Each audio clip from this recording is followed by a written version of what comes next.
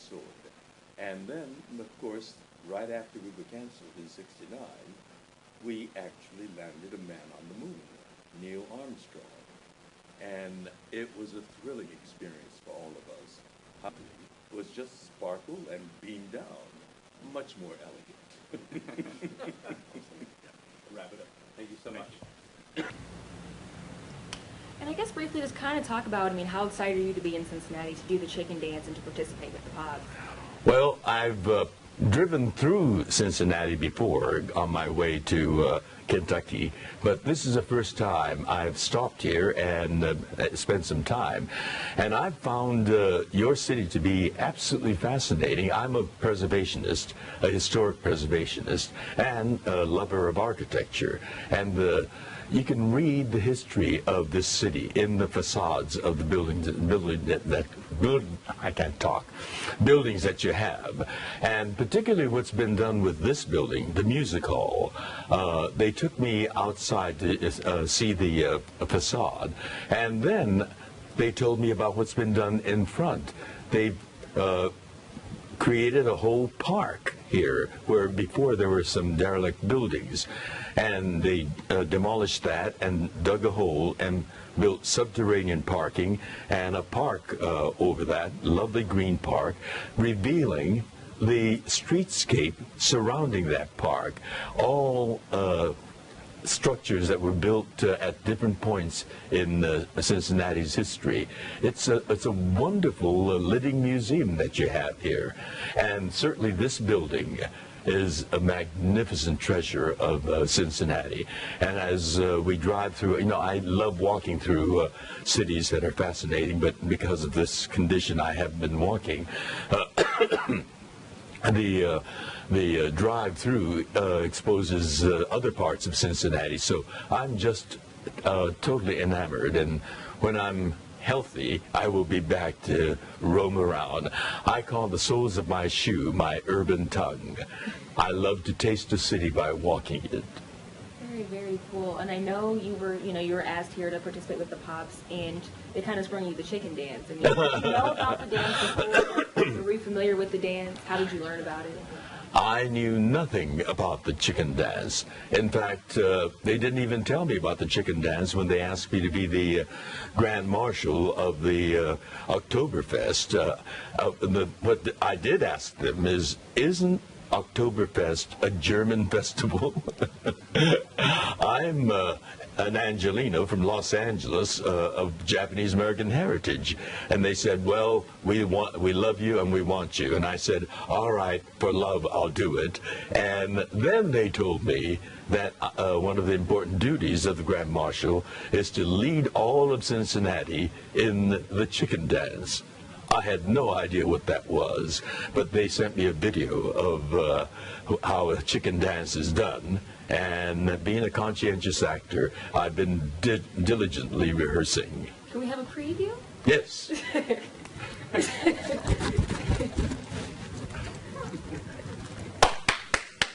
And then repeat the whole same thing over again. It's like Vine, you know, the same thing over and over and over ad infinitum. All I need to do is once, and they can play, put it on Vine, and they'll see the whole epic panorama of chicken dancing by me. Very cool. I know you were really big in social media. I mean, you were. Oh, do you need water or? It comes and goes. Another water? You can grab me some water. Brother, do you have that water bottle? Thank you. It's not live.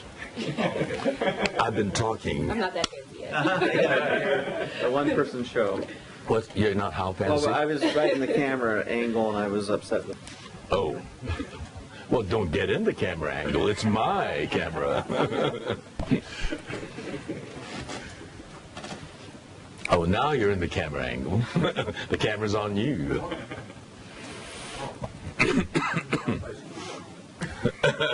Cameo by John Wilkes Russell. No. You got your Zulu on. Yes. Doesn't he wear very trendy T-shirts? I I didn't want to wear my Pop's red one because then I would have been expendable. Oh, yes, indeed, you would have been. You do know your Star Trek. And I guess kind of speaking on Star Trek, I mean, it grew to be a hit then. It's kind of making a resurgence. I mean, people my age are just kind of, Trekkies. Can you kind of explain what that means to you, knowing something you started so long ago is just so big now? Well, when I started out on Star Trek, I was young. Now I'm a mature actor, and the longevity and the popularity of Star Trek is ensuring my old age. I'll keep on working as an actor. Very cool. And I had a chance to visit your Facebook page, and it is probably the funniest thing I've ever seen.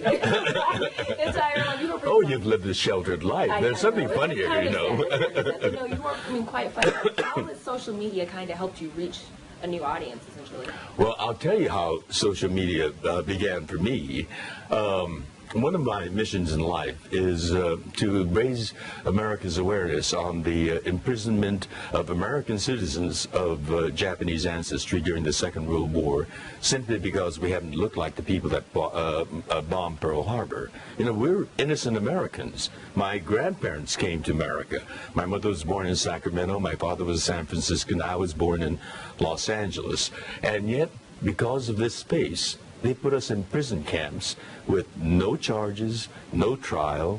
The pillar of our justice system is due process. It was a dark chapter of American history. But when I talk about this to people, so many people that seem otherwise well-informed, educated people say to me, I had no idea something like that happened in the United States. That is dangerous.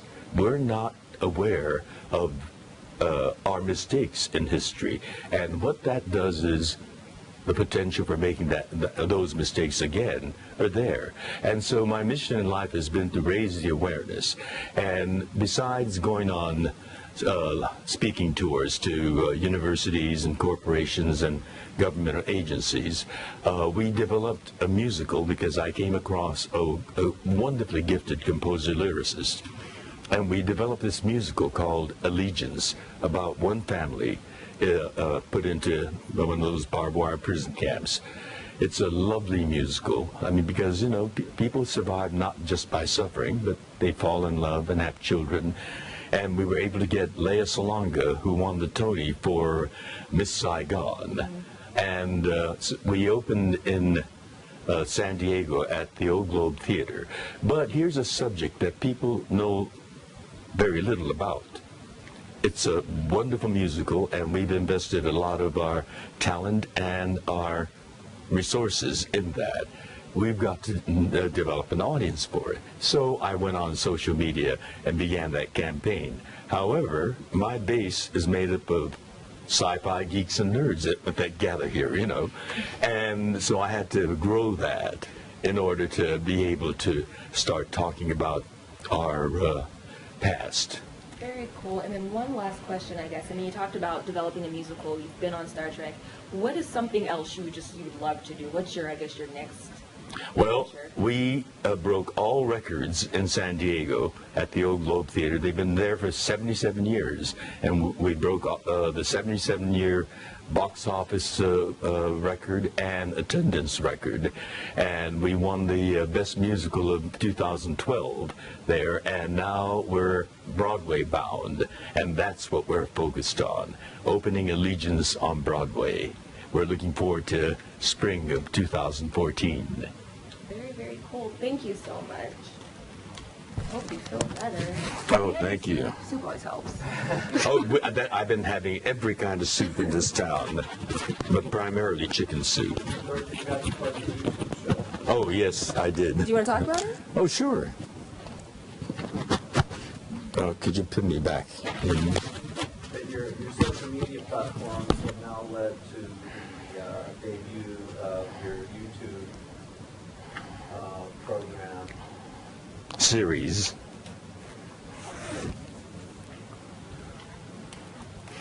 This past Wednesday, I premiered my new YouTube series called Takei's Take, and I'm in partnership with AARP, Star Trek fans, the original Star Trek fans, are now members of AARP. But Star Trek fans by this time have multiplied like triples, and they have children who are approaching AARP age. And the original Star Trek fans have grandchildren of AARP age.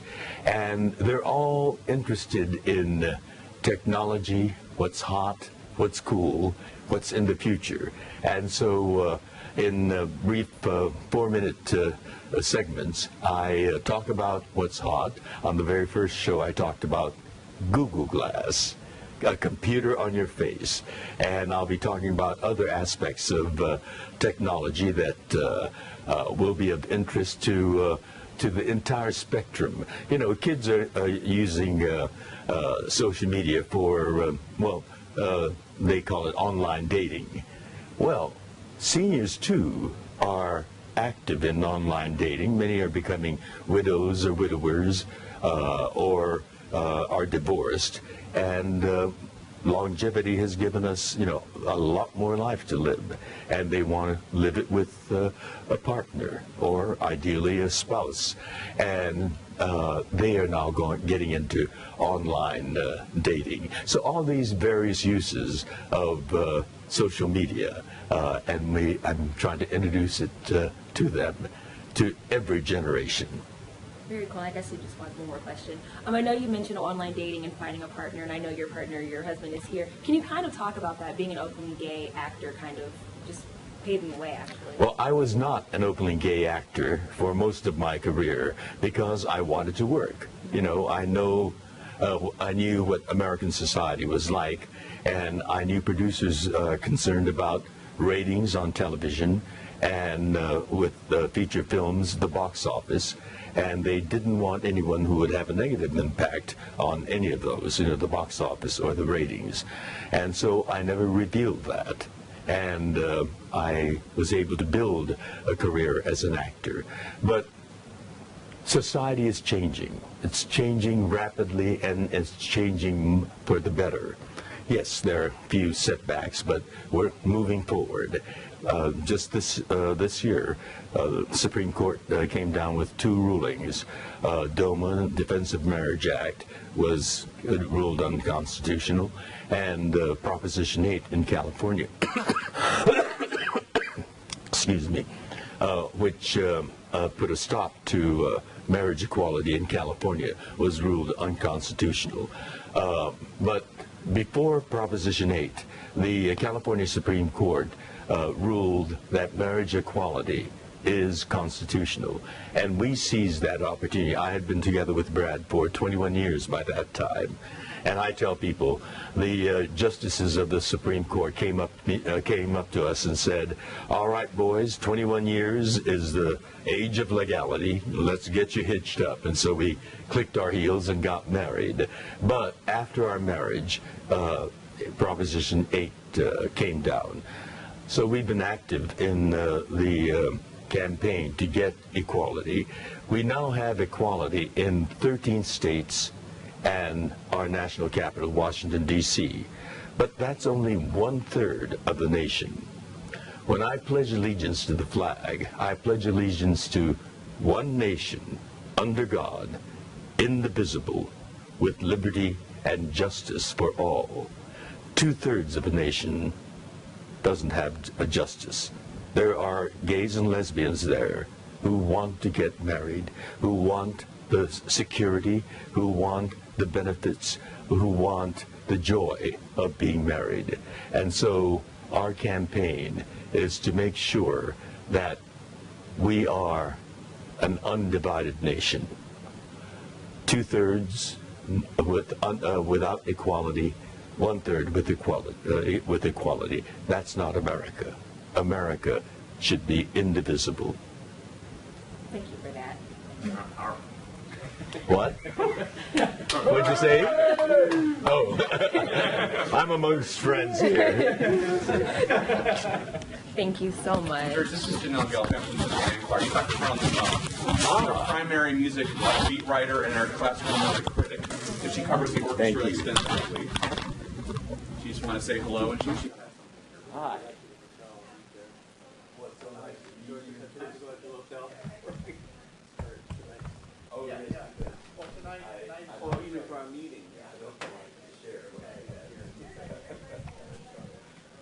Why don't we sit there where you can be comfortable and I can't sweat.